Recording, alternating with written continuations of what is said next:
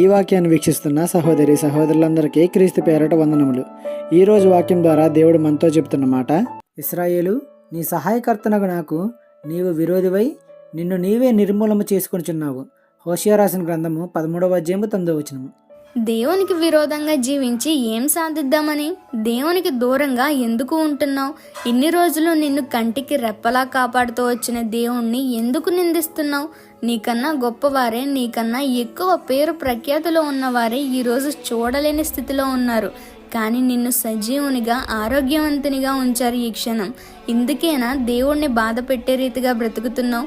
నీది కూడా ఒక బ్రతికేనా అని నిన్ను ఎవరైనా ప్రశ్నిస్తే ఏం సమాధానం ఇస్తావు?